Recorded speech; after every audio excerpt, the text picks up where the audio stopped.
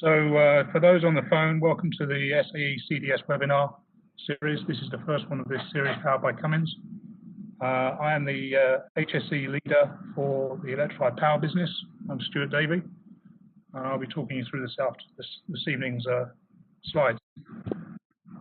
My aim is not to teach you how to work safely. My aim is to make you think about safety. If I can do that, then that's half my battle won. So when we start up a new project or a new business or a new application, one of the first things we do in the safety world is we look at identifying hazards. You can see there is a number of hazard types on the vertical axis, and then there is a operational across the horizontal axis. So a lot of this stuff here, although it relates directly to automotive and road vehicles, applies equally whether you're doing mechanical combustion engine or electrical powered. So it's a good start point. The ones identified in yellow are directly associated with batteries. So what I'm taking you through tonight is a subset of some training that I give to all of our incoming staff that work in the electrification business. We're going to talk about why the training is important. Actually, we don't talk about terminology. You're all engineers. I took that out. Some of the potential safety hazards, of which we identified nominally about 8 generic hazards that we need to be aware of when we're dealing with batteries and high voltage DC.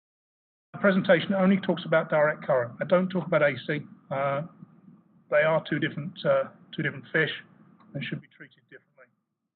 I also only talk about voltages less than 1500 volts DC from a legal protection point of view and from a safety under OSHA. But once you get above 1500 volts DC, you're into a whole different world of HSE controls. And what I'm not going to do is provide enough information for you to safely remove the covers of high voltage battery packs. That needs to be covered by your own documentation and your own procedures. So what you're looking at here, this is a 2001 BMW F1 car. This was when the energy recovery systems first came into use. Nelle immagini esclusiva di Railsport, vedete qui nel tratto del meccanico che riceve una scossa pesantissima appena sfiora la carrozzeria in fibra di carbonio, potente conduttore elettrico. Una scossa elettrostatica esplicitata da BMW, ma se pensate che nel CARES si parla di tensione tra i 250 e i 650 volt, si può ben capire il rischio corso dalle... Apologies if it being in Italian, but it was the only footage that I could find of that. That was an F1 car with an early energy recovery system. It was an AC-based system, which is why he flew through the air and didn't get himself attached to the vehicle. One thing that's changed, and I believe it's the same with Formula SAE electric, is that you also have a floating ground now. In the early days of KERS, we used to use the chassis as the ground. And this is why he managed to complete a circuit through a hand to an elbow contact. This is a little bit of background about why, from a business and for all of us exploring batteries, it's a new area of technology. And already it's getting a bad press in some circuits. So this is a little bit of background about Tesla. Went up in flames yesterday. I could feel the heat in you. Oh, that's a Tesla. It was the perfect storm Wednesday when this video, along with an investment analyst downgrade, sent Tesla's stock price plummeted. Shares of Tesla Motors Incorporated fell 12 points to $180.95, a whopping 6% drop or a $600 million hit to its market cap. Although the Tesla S in the video was burned beyond repair, there is good news for the car company. Fire never made it to the passenger cabin, and the Tesla warned the passenger to pull over in plenty of time. According to the fire department, the driver struck some kind of object on the freeway. So why would a car fire that left no one dead or injured affect stock prices? Well, there's a few reasons. For one, according to the Los Angeles Times, safety officials have been tracking fires on electric cars out of concern that the lithium-ion battery systems might be fireproof. Earlier this year, Boeing 787 Dreamliners, which also use lithium-ion batteries, were grounded for 4 months after one plane caught fire and another overheated. Also, Tesla has a reputation to uphold. And the headline really says it all. Tesla Model S achieves best safety rating of any car ever tested. The Model S scored so well, the NHTSA doesn't have a star rating high enough to award the correct number of 5.4 stars. After being dubbed the safest car in America, you try to avoid viral videos of your car on fire. But Tesla released a statement on the fire and says the car's design is actually what kept the driver safe. A fire caused by the substantial damage sustained during the collision was contained to the front of the vehicle, thanks to the design and construction of the vehicle and battery pack. This is the biggest one-day drop in share price for Tesla since July. But to be clear, the company is by no means reeling. Shares of the company are up 400% this year. And as a writer points out, the Model S may still be the safest car on the road. Lithium-ion batteries pose a new kind of risk, but for now, there's nothing in this case to suggest they're anywhere near as plentiful as the gallons of gasoline millions of drivers rely on daily. For Newsy, I'm Jamal Akers. So why is that important? The reality of it is we're exploring new technologies. When things go wrong, it makes big news. There are 31 vehicle fires, highway fires from gasoline-powered vehicles every hour in northern US. They don't make the local news generally. You get one Tesla catches fire, and it makes international news. So we all have to maintain the integrity of this business and this science and the technology moving forward. So I want to talk about a few other areas where things have gone wrong with lithium-ion. 2012, in the GM laboratory in Detroit, they were doing some destructive testing of lithium-ion batteries. Destructive testing is part of the development process if you're developing new chemistries and new battery pouches and the like. They had an explosion in a test cell, probably a climatic test cell, reading between the lines of this one. Put one person in hospital, and just to put it into perspective, it did some $6 million worth of damage to the building. So when lithium-ion batteries go bad, they can go bad very quickly and in a very big way. Just be aware of what you're doing and think first. The next one I talk about is the Samsung Galaxy Note 7. And for those in the room, anyone got any idea how many batteries worldwide were affected? Anyone take a guess? 365. You'd have thought from the news that they were blowing up every other minute. The reason the Galaxy Note 7 failed was due to a cost reduction exercise. The insulator inside the pouch was cost reduced down and reduced from about 35 microns down to 15 microns. That probably saved Samsung on their cost to build each battery 0.000 of a cent per battery. That cost saving cost them an estimated $17 billion to recall every phone. Once you get out in industry, you'll understand that recalls are a really bad thing, both for reputation and finances.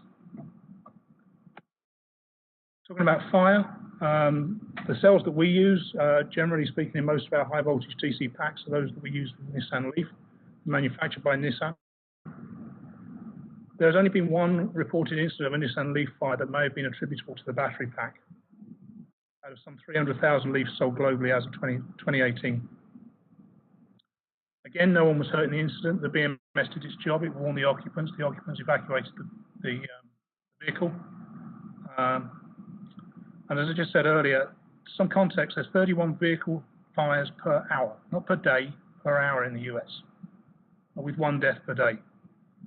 So some really rough, and these are sketchy statistics. That's some 95 per billion miles driven. By comparison, for the Leaf, that's less than 1 fire per billion miles driven. And if you take the statistics even sketchier, you can go up to 100 times safer than a conventional vehicle in terms of fire. We look here at 40 litres of gasoline. This is suspended in air. This is an ideal atomization test and fire, but this is 40 litres of fuel. Our 40 litres of petrol are primed and ready. 3, 2, 1.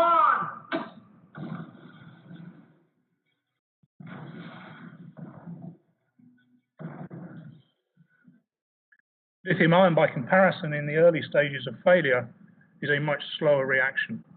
So we look now at the HS SAE in this case is not health, safety and environmental. This is the Health and Safety Executive in the UK, which is the equivalent of OSHA. Actually did some work to look at the risks directly involved with battery vehicles and range extender vehicles that were different to a gasoline-powered vehicle. The key ones for most of the work that we're doing here is the presence of high voltage components and cabling capable of delivering a fatal electric shock, storage of electrical energy with the potential to cause explosion or fire, manual handling risks associated with battery replacement. As those of you involved in the electric car know, those cells are heavy. I imagine that's not an easy job to replace them, having looked at the car now. Potential for release of explosive gases and harmful liquids if batteries are damaged or incorrectly modified. The takeaway here is damaged and incorrectly modified. If you see batteries that are damaged, whether it's from an impact or other cause, then you need to do some careful analysis before you decide whether that vehicle is touch safe and how you're going to approach to the recovery of that vehicle. And then the potential for electrical systems to affect medical devices such as pacemakers. That's not necessarily an obvious one. We'll talk about that a little bit later. So if we talk about a typical lithium-ion pack, this is one of the Cummins ones with 15 individual modules inside the pack. This is a 74 kilowatt-hour pack. To give you some sense of scale, it's about 5.5 foot, 6 foot long by 4 foot wide by about a foot deep. There are, as most of you know that build them, mostly lithium-ion cells. And here we start to look at the different safety levels and levels of protection. There is internal fusing. Presume you're using fusing as well in your pack. I'm looking at the electrical team here for a nod. Yeah. We also use in automotive world, we use what we call a manual service disconnect. This is generally placed halfway in the halfway point of the pack, so you can, by pulling this out, you can split the pack voltage by half. So if you do have a short or other incident, it reduces the exposure. A number of contactors. Automotive, we use 2, mostly for fault tolerance, one on the positive and one on the negative. And then the BMS itself is the main structure for protection. The direct hazards we're going to talk about tonight are electric shock, high currents, magnetic field, arcs, water ingress, cell venting, fire, and weight. There is some interrelation here. Large magnetic fields are created by high currents, and there are some safety limits, for example, on energy, but the actual hazard is related to something else on that list. The electric shock is the one I spend the most time on. It's the one that's going to kill you. The rest of them are generally survivable. This is my favorite TV program when I was about your age.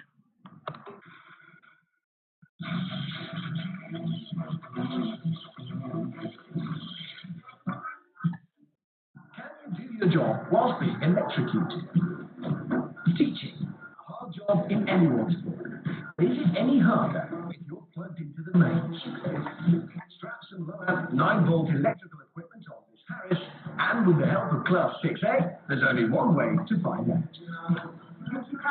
Let's take our register. Taking the register is traditionally the first job of the school day. Emily.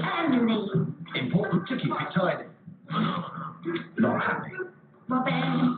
Okay, that's Robin back twice. Jen. Not a good display, but jerking in pain she must be. She just finished the job. Thank you. On then to maths. Hands up if you can tell me. Putting your hand up particularly hard when a muscle spasm brings the arm to down. This teacher's self-control while executing an electric shock is unbelievable. My language would be not repeatable. One thing to correct here is it says electrocution. Electrocution is a one-time event. It is not survivable. So what's the problem with electric shock? Your body is a natural conductor of electricity. When we look at the video of the DC charge being put through, it causes muscles to contract. All of our muscles work by electrical signals. And generally when we look at electrical signals and muscles, the contraction side of your body is always stronger than the extension side of your body. This is why when you see people get hold of a DC shock, it pulls me in. It's difficult to let go. We worry, generally speaking, about a hand-to-hand flow across of current. It is possible to get hand-head, head-foot, although you have to be trying quite hard in most circumstances. The issue that hand-hand is particularly dangerous is because it takes the electric charge across your electric current across your chest. If that current is too big, then the muscles that are controlling your heart and lungs can fail. They can go into an imbalance, or they can stop completely. What we'll look at now are different voltages here. So this table is taken from some IEC data. When we talk about the safety world, we look at a number of sources of where we can find information. There's not a lot of work done on the high voltage packs. We look at the zones here. The light blue zone is what we refer to as the DC1. This is like putting your tongue on a 9-volt battery. Some people can't even feel that. Many of us can. They feel it as a slight tingling. DC2, which is the green zone here. This is like if ever you had a TENS machine used or electrical stimulation at a chiropractor, where if you wind it up, it is quite possible to get a full limb jumping up and down uncontrollably, but it won't do you any harm. DC3 is where we start to get into that danger area.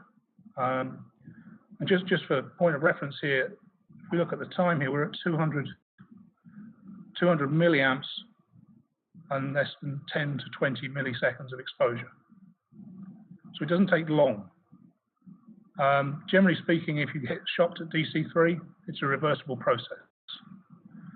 When we get into DC4, the red zone, I refer to it as the death zone. If you survive that, consider yourself lucky. If we look at a Cummins battery at 650 volts DC, depending on its state of charge, it has a short circuit capability of 8,000 amps.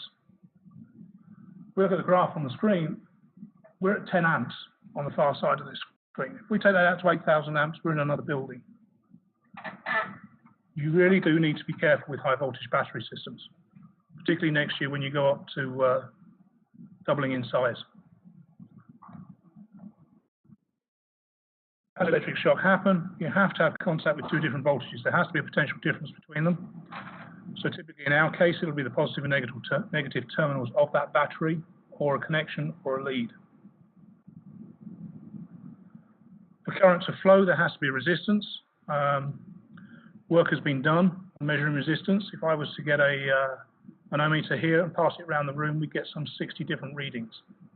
Every one of us is different. We're different on different days. I hate presenting, so my hands are really sweaty at the moment. That reduces my resistance. Cuts, damage to the hands, all reduce your resistance. When we talk about low voltages at less than 100 volts, there is a difference between the percentiles of the population. Looking at the graphs, this is 50th and 95th percentiles. So 95th percentile of the population is someone my size, 5th percentile is an average female, and a 50th percentile is somewhere in the middle. But everyone is different. When we get out to typical pack voltages, yours is the Purdue one, I think, is around 300 volts from memory. You start to narrow that gap down. We're all treated the same. We take that now and look at that current plotted against voltage and current. We see that we talk about the SAE between 300 and 600. You're at 600 milliamps, typically, for a 5th percentile. 600 milliamps on this graph takes you already into the death zone. It really is that dangerous. I should point out that there has been no known electrical accidents that show an electrocution below the C1 curve. The C1 curve is in the yellow.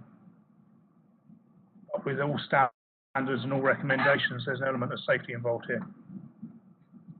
So the skin is a significant part of your total resistance. If the skin is damaged, the resistance can be much lower and the safe voltage decreases. This is why we don't ever give a safe voltage for people and individuals to work out to be exposed to. There has been a reputed case of one person being killed using a 9-volt DC. When the skin was broken at both the entry and exit point, this had to be a man. I know no woman that I've ever met that would have ever even thought it was a good idea to try. Allegedly what he did was he took 2 hypodermic needles, put them into his hand, and then connected a 9-volt supply to it. There's some question on that. My reference for that is the Darwin Awards, but generally speaking, there's no smoke without fire. Someone's tried it and someone got hurt at some stage. Don't try that in the lab. So when we talk about electric shock, what do we generally consider is a safe electrical voltage? Both OSHA and NFPA and Cummins look at 50 volts as the break point. At 50 volts, the chance of you being hurt by an electric shock are near zero, but again, everybody is different.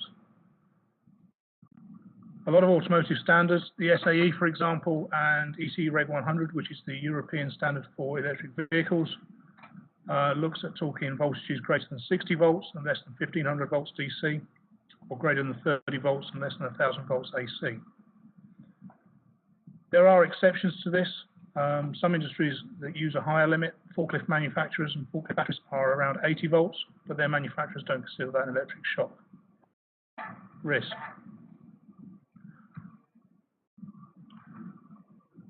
So if you see somebody exposed to an electric shock, what do you do? The first thing to do is to determine whether the patient is safe or the victim is safe. But there are some electric shocks that we don't ever bother to report. First one here is static discharges within reason.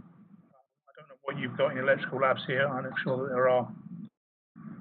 It's possible to generate some very large static charges, but general static charges that you see exposed to daily, you wouldn't have to report. Minor singles, those with induced voltages, electric fences, induced voltages around substations, and then voltages less than 50 volts. What I would say is everybody is different. And if you have a friend or a colleague or a teammate that you see is exposed to electric shock, keep an eye on them. The effects may not manifest themselves till afterwards. So even if it's someone that's less than 50 volts, just keep an eye. Be ready to report it. Do you have safety procedures of what to do in the electric shock? Yeah, so you have a policy or procedure to follow. The next stuff I talk about now is how to avoid an electric shock. It's really simple. You stay away from the electricity. If you're not working on it, and you don't need to have your hands inside where the batteries are and where the connections are, stay out of it. One thing of note here is the NFPA 70E defines that there should be a minimum boundary distance for a given voltage. We generally work at the 300 to 1 kilovolt range, which dictates that there should be an approach boundary of at least 1 meter or 3'6". So consider getting straps and consider getting tensor barriers and stuff so you can keep people away when you're doing exposed electrical work. How do we at Cummins control access to live electrical equipment? First thing we do is we generally control access to the workshop area. You may want to consider locking batteries away or doing batteries away out of the way of the general access to your labs. We use some signage which shows the current state of the equipment. We use 3, so we use a danger the HV system is live. A notice if the HV system is disabled, and then we also use a danger sign, which isn't on there, which says that there are exposed live electrical connections, conductors rather. Where possible, use a lockout tagout procedure. I'm not sure whether you use lockout tagout. It is the only safe way to do it. I know you have to have an electrical safety officer as part of your team. Consider putting some locks, consider removing cables and some lockout equipment. That person has access to the only person that has that key. We always try and have an AED in near proximity, certainly within 50 yards of where we're doing exposed work. If we talk about HV rescue sticks, these are on the bottom right-hand corner. These are designed to pull the victim away from the electric source. And for our batteries, and you'd have to do the calculations on your arc incident rate, we look at using Class 0 Type 1 insulated gloves. So again, to reiterate, how do you avoid it? Stay away from it. Keep people away from it. If you've got somebody doing exposed electrical work, don't distract them. let them focus on what they're doing. If you're having to move the packs, follow the instructions and the documentation that you have to guide you. If you need to use it and run tests on it, again, follow the instructions. And this is a fairly big one. If the pack shows any signs of damage, evidence of liquid ingress or egress, or smoke coming from the pack, then report it to your course supervisor or the HSE supervisor within the lab. This equally applies if you're in the paddock at an event. That needs to be reported and dealt with quickly. I'm not going to talk through this slide. I'm sure somehow this is going to be handed to you by some mechanism. This is our starting point for how we look at developing a lockout tagout procedure for a vehicle. And it's just that shutdown system. Consider disconnecting HV cables from the batteries and locking them away. Mentioned MSDs earlier. These are examples of the MSDs, and although they're on the outside of the pack, they're generally at the midpoint of the modules inside. Some have removable, some are actually lockable, very similar to the master switches that you already use on the car. But all of these have a high voltage interlock loop that is integral with them. So if anybody tries to pull that plug out, it breaks the low voltage circuit, which means your contactors drop out and you remove the high voltage source. Yeah, it's a mechanical disconnect. You're effectively removing about 4 inches of HV cable from inside the battery. And generally it's a 2-stage removal operation. So the first stage breaks the HVIL, the second stage of removal then breaks the high voltage, or removes a section from the high voltage. The HV current itself should have gone away as soon as you break the HVIL. These are fairly readily available. And almost all road-going battery and range extender vehicles use these. We also use these lockout covers where you remove the HV cable, so if you have a plug-in cable, and then you can lock it around to stop somebody plugging cables back in. Consider if you are going to use an MSD, these lockout boxes, where you can see here again that your electrical coordinator, electrical safety officer, is the only person that has the key to that lock. If you have specific instructions for your pack design, I do recommend that you write specific instructions, whoever's in charge of the battery, follow them. Make sure there is no area around where make sure the area where you're working is designated an HV activity zone. It's really easy to make some simple signage up to keep people away. Most people will stay away from a warning HV present. There are exclusions, usually electrical engineers. But most people, certainly mechanical engineers, will stay away if you show them electricity. Always use tools that are insulated and rated to the voltage of the pack. So for example, up to 1,000 volts, any multimeter you use has to be a Cat 3000 volt multimeter. Tools, again, should be certified by an accreditation lab. Eye protection, insulated gloves, assuming the pack is less than 750 volts, class 0 gloves will keep you safe. Bear in mind that gloves need to be tested every time you put them on. They should be inflated and checked for leaks. If a glove leaks air out, it is not going to protect you. You should always use insulated gloves with a leather gauntlet over the top. But we do, by permit in Cummins, say that if that limits your dexterity too much for making fasteners and stuff, if you're inside a battery, we allow single-handed working. If you're working single-handed, there's not enough potential difference generally across the areas you're working to deliver a dangerous electric shock. But I would make sure that you don't do that as alone. We always have 2 people working on a pack at one time. One person is there to do the work, the second person is there to monitor. That means not checking cell phones, that's not Snapchat, that's not Facebook, that is I am watching out for my friend and teammate while he is doing the dangerous work. And we say with the manual service disconnect, it's the first thing you ever disconnect when you work on an electric vehicle, and it's the last thing you put back in again. This slide is for the HSE geeks amongst you. This is the actual standards that are required. When we look at somebody that's received an electric shock, the first thing here is do not rush in. look, evaluate the situation. Do not directly touch the person with your bare hands. Even the packs that you have more than enough voltage and more enough current capability delivery to kill more than one of you. If possible, hit the e-stop, break that source. If that's not possible, look at using gloves or a rescue stick to remove that person from the energy source. What I would say is it's a rescue stick. It is not a tickling stick. It is not a hugging stick. You will have to use force to remove that person from high voltages. And even if you put a slight hole in their skin, a few stitches is not a big price to pay for survival. If your victim is responsive and alert, get them to a medical department or first aider. I don't know what the policies and procedures are here in the university, but it might just be called 911 and probably alert the local police or emergency response team. If they're not available or while you're waiting for them, check vital signs. If you can do CPR if there's no pulse present. And be aware, even if that person is slightly responsive and pale or faint, there is still a risk of them going into shock. Keep the victim's head down.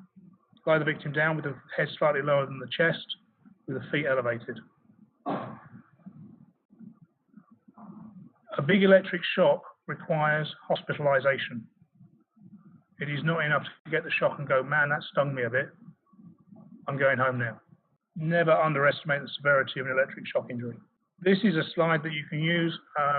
We use this as a general notice. We put it in vehicle logbooks and the like. It's just a continual reference. It just brings things fresh into people's minds and gives you a step-by-step how to do it. One thing to note, if you can't get an ambulance, make sure there is a driver and other person as well as the victim.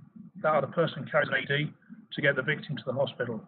The beauty, if you have got AEDs on site and access to them, once those pads are on the chest, that's monitoring. It will tell you when you need to stop the vehicle and give that person a shock if necessary.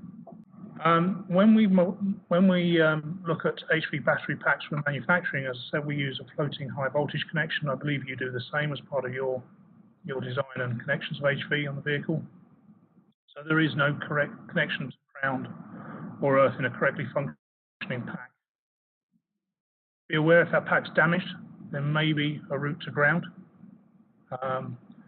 There is typically, certainly in automotive packs, a high resistance connection which we use for measuring ground faults as part of the startup before we engage the contactors. This is a high impedance connection, typically over 1 megaohm.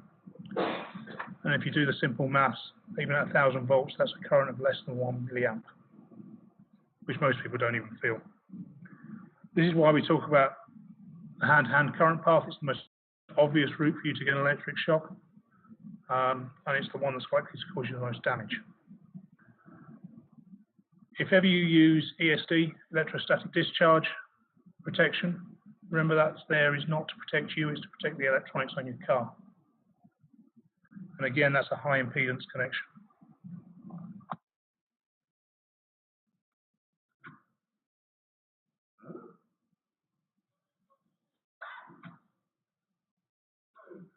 Of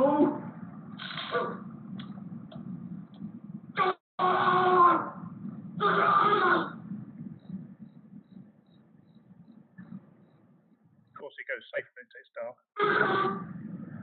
The reason I show this slide is the routes to ground are not always obvious, particularly if there's damage to the vehicle. If you hear rubbing when the car comes back in, check that your battery pack's not dragging on the floor. It sounds obvious, but just think before you approach vehicles. So in summary, the HV generally is not connected to ground, so to get a shock, you need to find some way to touch the HV positive and the HV negative. In automotive world, we use a touch-proof connector, which has about 1/4 of an inch diameter. Now, unless somebody's got really small fingers, it's impossible to touch those conductors.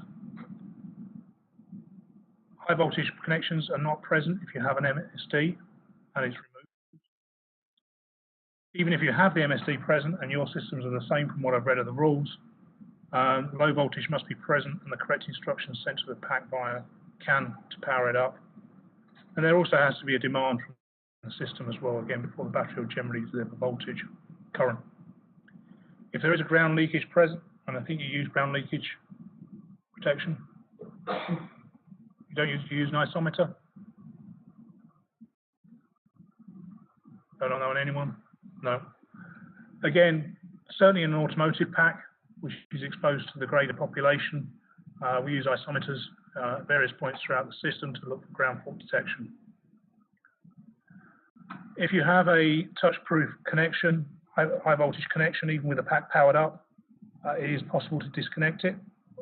The automotive connectors have the HVIL loop in them, and again, if we disturb that, it's a two-stage pull-out. It is a way to remove power. You really shouldn't do that, except in emergency situations, basically because what it does is it creates an arc across the face of the contactors, and your contactors then become unreliable. I mentioned the HVIL. This is very much in use in automotive. It's the high voltage interlock loop. If ever you look on NFPA 70E First Responders website, where OEMs are asked to provide information to first responders on how to make EVs safe, what they are doing is giving a cut point into that HVIL. Being a mechanical engineer, I describe this as a single cable that runs through every component. My control and electrical friends tell me that's not at all how it's designed, but it works for a description. This is a very typical layout you can see here. You see there's multiple sections of it. And again, the purpose of this is to drop the low voltage wire connection, and that drops the contactors before you can get a chance to receive that HV shock. So think about what you're doing. Keep the place tidy around. You're in a very small environment here at Purdue in your lab. When you're doing battery work, make sure it's clean and tidy. Make sure there's space around you to respond should anything happen. Use the protective devices available. Safety glasses is an obvious one.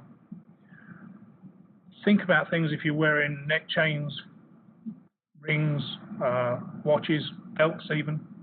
Take them off, insulate them, wrap electrical tape around rings, remove neck chains. There is always the option of keeping one hand in your pocket, and really just don't take shortcuts. Think about every step you're doing. And if anything, all else fails, ask for assistance. That's all I talk about on electric shock. Has anybody got any questions before we move on to the next section?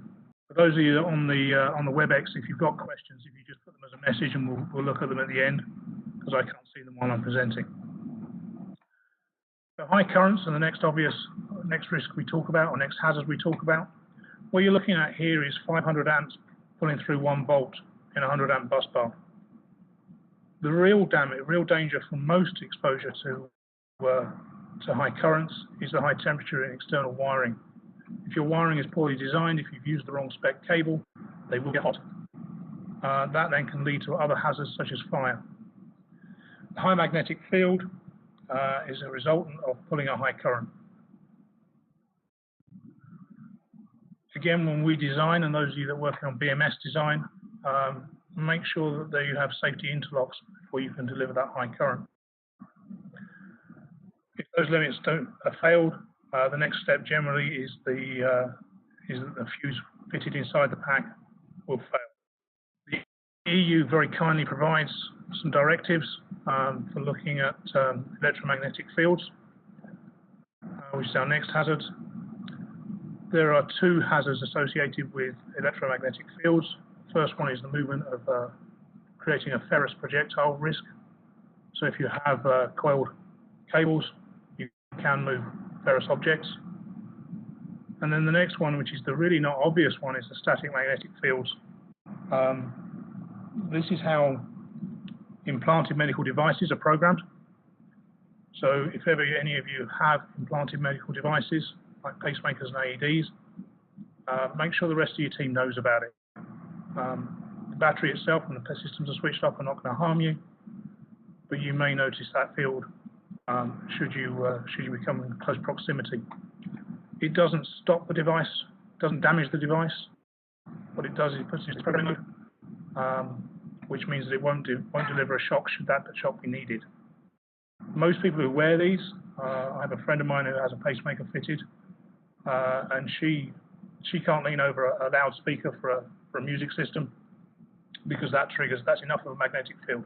And what happens is the device vibrates inside their chest. So most people who wear them or have them implanted understand that that's what happens and know to move away. There's some data here on the limits,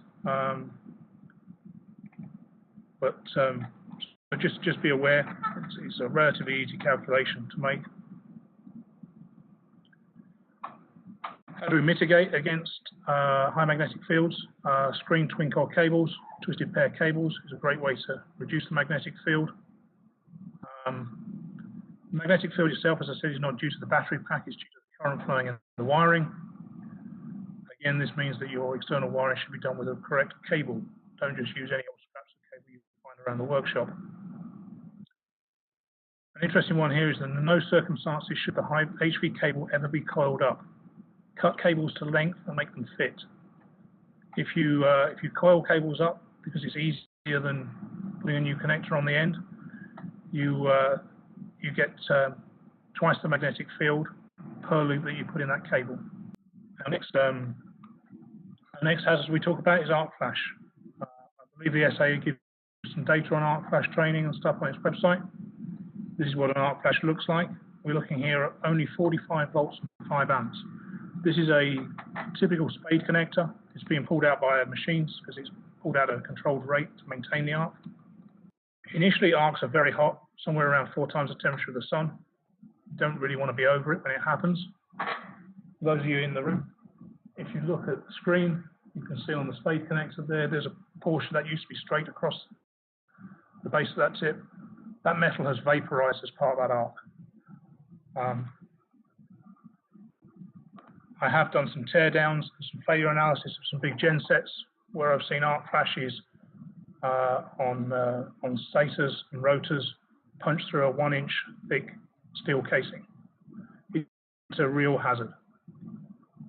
Some 2,000 people every year are damaged treated for severe arc injuries. The mechanism is you get a massive release of heat.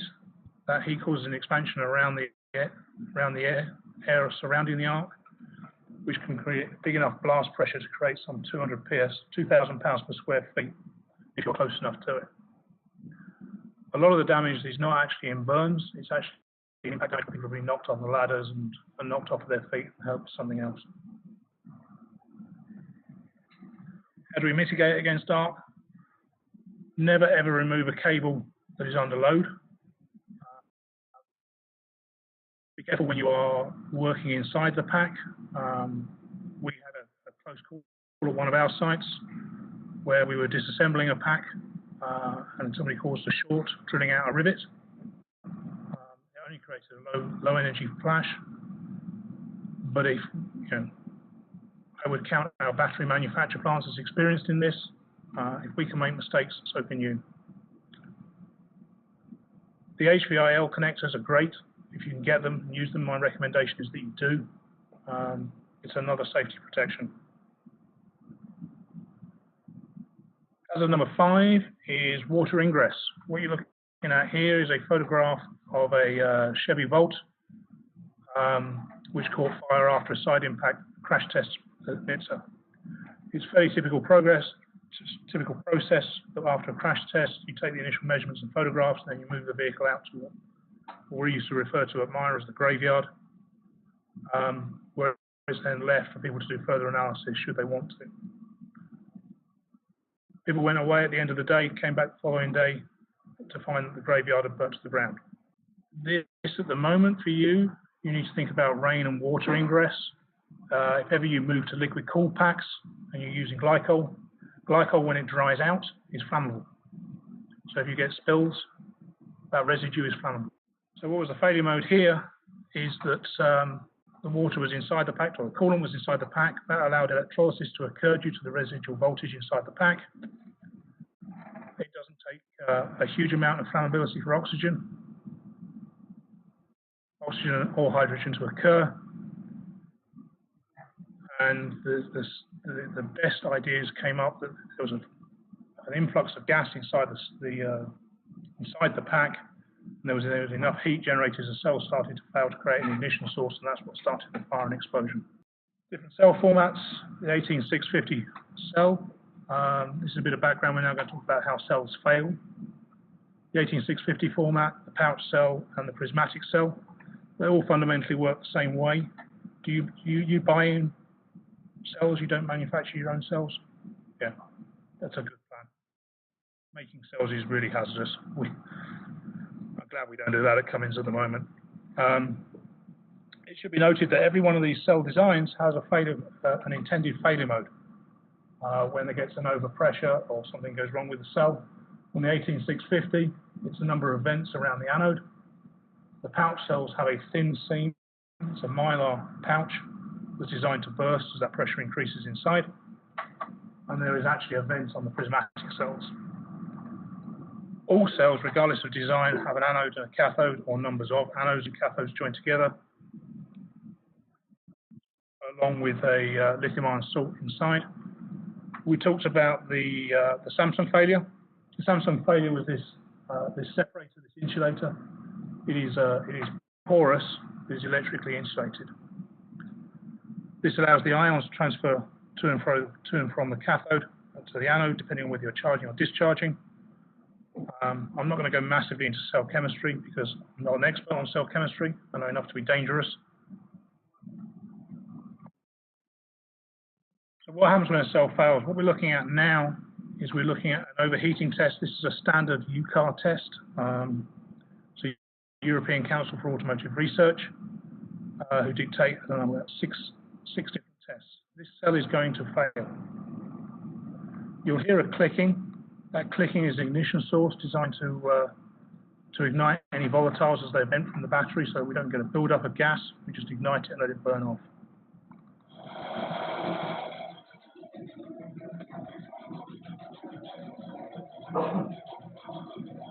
You'll see even now there's wisps of smoke coming out. This is the volatiles. They initially ignite, and now the electrolyte is starting to boil off.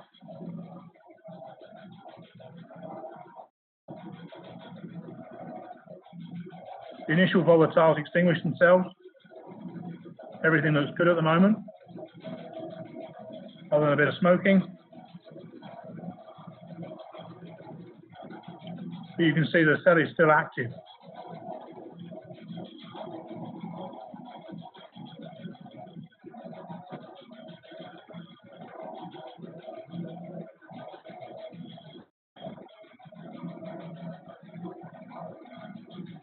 If you're still around when the cell does this, you need to restart.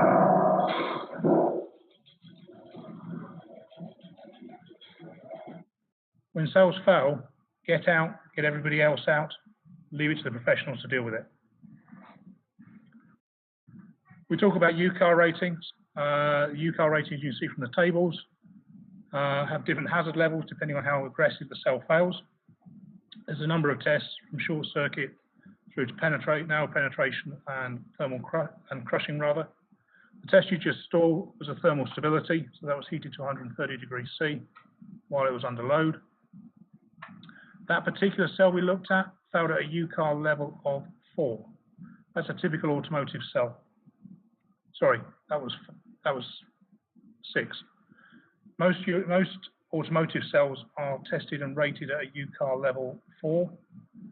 This allows that 50% of the mass of the electrolyte will vent out, but there shouldn't be any flame, fire, rupture, or explosion.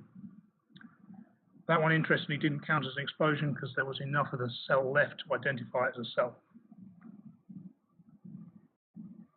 The SAE also has a standard for defining these hazards. One thing you should be aware of, it is illegal to transport cells unless you are trained and certified to transport cells. By transporting cells, I'm talking by sending by FedEx or some other shipping company. You're okay to carry them in your own vehicle. They are a Class 9 hazardous material, and your cell manufacturers and suppliers will have undergone these tests. And if you were putting your packs and modules into production and you produce more than 100 of them, you would be expected to do these tests. Typically, the cost of doing these tests for a pack or a module is around $25,000. Everything Cummins makes has to go through this test at least 3 times. So once at the module stage, and then once at the completed pack stage, as we transport modules and packs. The fines are fairly severe, and this is a worldwide standard, it's a UN standard. Don't be caught out. Looking further at cell venting, what you're looking at here, this is an overcharge test. It's a single pouch cell inside a barrel, which is inside a 20-foot ISO container, standard shipping container. So this is to give you an idea of how quickly the smoke can generate in a failure, and that there are early signs. This one's a slow starter.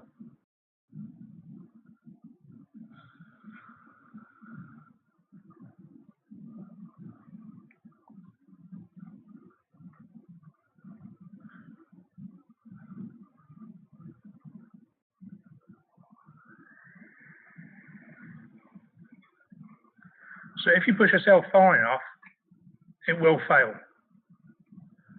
And it will vent. The venting is the first stage. The gases that you see in here are a mixture of carbon monoxide, carbon dioxide, and hydrogen fluoride. The carbon monoxide and the hydrogen fluoride are the 2 you want to worry about. One's a silent killer. The other one creates hydrofluoric acid inside your lungs and will burn you from the inside out. However, it takes, generally speaking, several minutes, even in a chamber this size, to reach the hazardous levels. As soon as you see a cell fail, smoke coming from a pack, get away from the pack. If you're in a building, evacuate the building.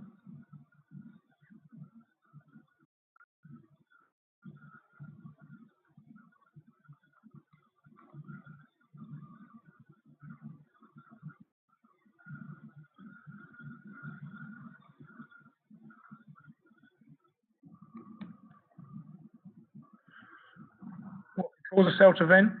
Manufacturing defect causing an internal short circuit, like our friends at Samsung have with. Overcharging, so be careful whoever's designing your BMS. Cell over temperature due to overcurrent, again, that's down to the BMS.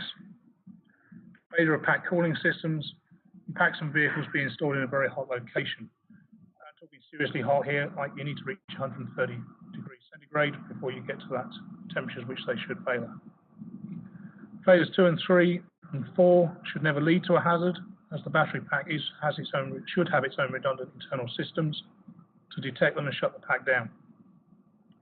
1 and 5 can usually be detected by the pack, provided the pack is switched on at the time. But once it starts, there's not a lot the pack can do about this. So self-venting, what do? Have a procedure, understand the procedure, and follow the procedure, which basically should be get out, call the emergency services and tell them there are lithium-ion batteries involved. Fire is the next thing we talk about here. For automotive packs, you have to, in Europe, you have to undergo a fire test under ECE Reg 100. This involves placing the pack over a roaring flame for 130 seconds. Why 130 seconds is because 2 minutes is considered a standard egress time from a crashed or damaged vehicle. And the extra 10 seconds, I think, was because it was formed by a committee. This can be a side effect of cell venting, as we've talked about, but does need an ignition source to happen. It can be caused by internal arcing. And there may have been another cause. For you guys in Formula SAE, you're generally not going to get close enough to another damaged vehicle to be exposed to fire. But you can appreciate that when we talk about automotive packs, the risk of one of our vehicles being involved in a fire created by another vehicle is certainly a realistic one. And again, your gas release may include carbon monoxide and hydrogen fluoride. The pack is not intended to work after this test. It's just not expected to contribute to the fire. So this is an overcharge test again. This test takes 2 minutes to run. We run it in twice speed. The reason I run it in twice speed and show this video is that it gives you an idea again that there are early signs of failure. It's not a panic as soon as you see it. Act responsibly, get out, get your teammates out, get the rest of the building evacuated.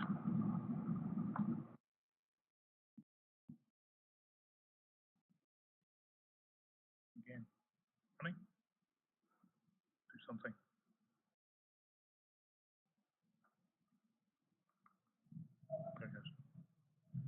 So already there are signs that pack is failing. There's smoke coming from it. At this stage, if it was in one of my labs, I'd switch off the power supply and still evacuate the building. Once it gets much beyond this, I'm not going to worry about switching off the power supply. I'm about getting out.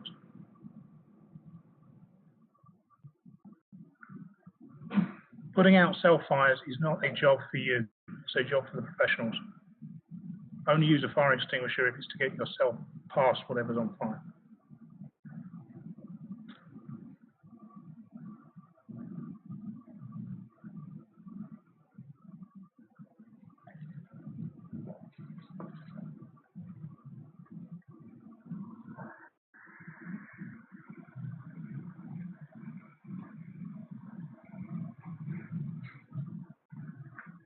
By this stage, you certainly want to be on the way out of the building.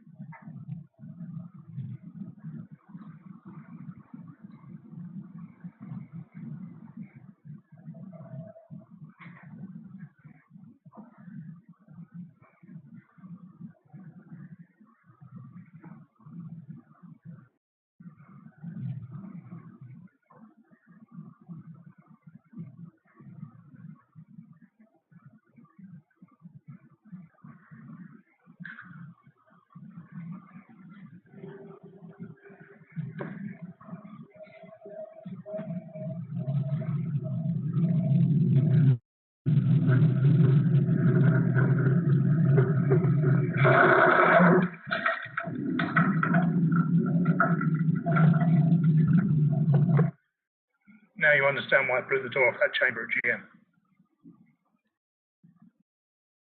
Again, what do you do if you're involved in a fire? Stop using the pack and evacuate. But again, tell emergency responders that there are lithium-ion cells involved. It just means that they absolutely go into the building with breathing apparatus on.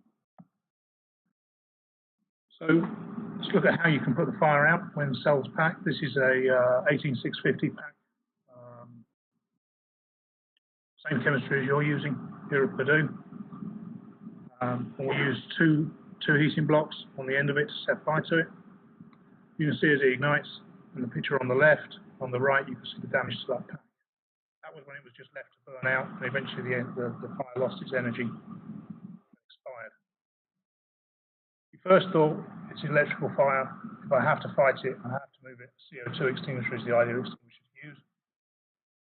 First thing to note here is you're generally not speaking of an electrical fire, you're talking about a chemical fire.